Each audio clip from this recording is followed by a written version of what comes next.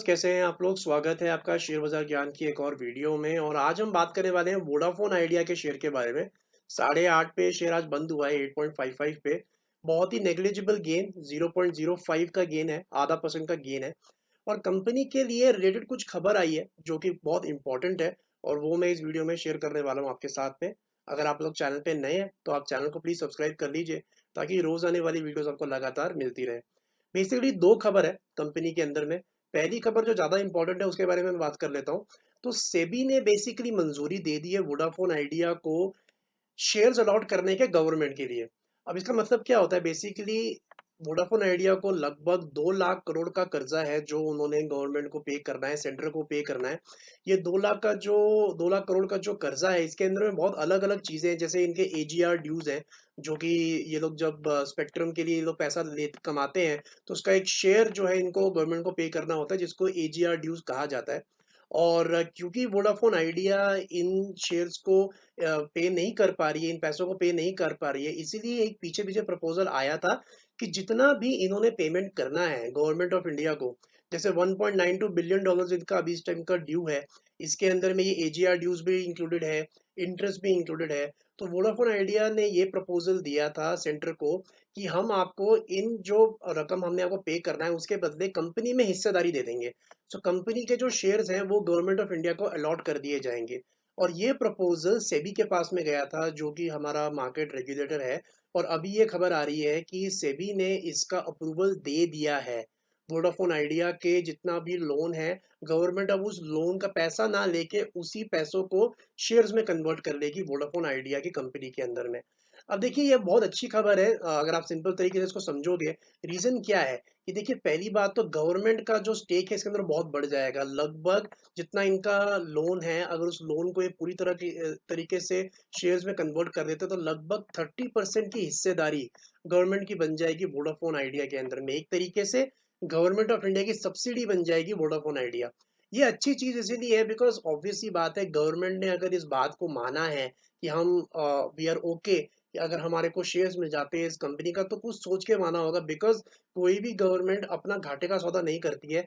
तो डेफिनेटली जो पोटेंशियल है गवर्नमेंट को लग रहा है वोडाफोन आइडिया में ऊपर जाने का है यहाँ से, क्योंकि it is only the third player हमारे पूरे टेलीकॉम सेक्टर के अंदर में, थर्ड प्लेयर है आफ्टर एयरटेल एंड जियो। तो वोडाफोन आइडिया के लिए एक अच्छी खबर है।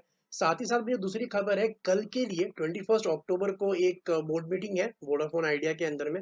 और उसके अंदर में ये कन्वर्टेबल डिबेंचर्स के ऊपर में मीटिंग होने वाली है। कन्वर्टेबल डिबेंचर्स का मतलब क्या होता है, ये एक वेंडर को, एक पार्टी को कन्वर्टेबल डिबेंचर्स बना के देगी कंपनी, और उसके बदले में कैपिटल रेस करेंगे, पैसा रेस करेंगे। बहुत टाइम से वोडाफोन आइडिया को पैसों की जरूरत है, हार्ड कैश की जरूरत है।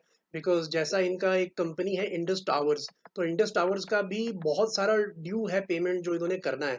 और इंडस टावर्स ने इनको कहा है कि अगर आप हमारे को 80% ड्यूज क्लियर नहीं करते हो, तो नवंबर से आपको जो है हमारे एंड से काम का सुविधा नहीं मिलेगी और आपका काम वहां से बंद हो सकता है। तो इसीलिए इस टाइम पे वोडाफोन आइडिया को एक कैश क्रंच है, और वो चाहते हैं कि कहीं ना कहीं से कैपिटल रेज हो सके।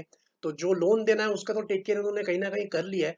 वो पूरी की पूरी प्रक्रिया जब शेयर होल्डर से मंजूरी मिलेगी उसके बाद ही वो हो पाएगी।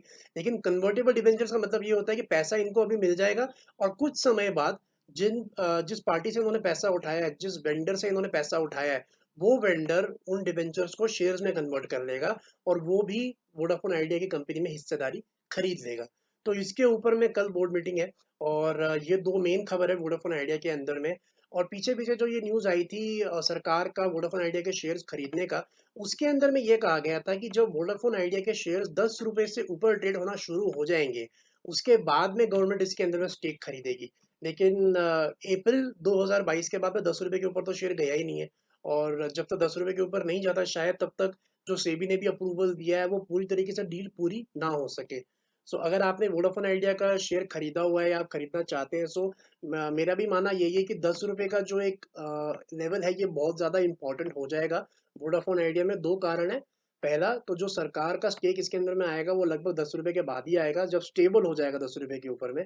दूसरा, अगर हम चार्ट्स देखेंगे तो ये वीकली चार्ट है वोडाफोन आइडिया का, और ये जो आप ब्लैक लाइन देख रहे हो, this is the 200 weekly moving average. तो जब तक वोडाफोन आइडिया इस 200 वीकली मूविंग एवरेज के ऊपर नहीं जाएगा, इसका लॉन्ग टर्म में ऊपर जाना अभी फिलहाल मुश्किल लग रहा है। और एग्जैक्टली ये जो 200 वीकली मूविंग एवरेज है, इसका लेवल अभी है 9.8, तो वही 10 रुपए का ही लेवल के करीब जिसका रेजिस्टेंस बन के आ रहा है। और जैसे जैसे 5G भी अभी रोल आउट होगा, ऑलरेडी रिलायंस जियो और भारती एयरटेल ने तो अपने इंटेंशंस बता दिए हैं कि हमारे को 5G रोल आउट करना है, कैसे करना है। वोडाफोन आइडिया को भी करना है, लेकिन अभी तक उन्होंने कोई तारीख या फिर ऐसी कोई कंफर्मेशन दी नहीं है। तो इंटरेस्टिंग है आने वाला समय वोडाफोन आइडिया के लिए, स्पेशली कल का दिन।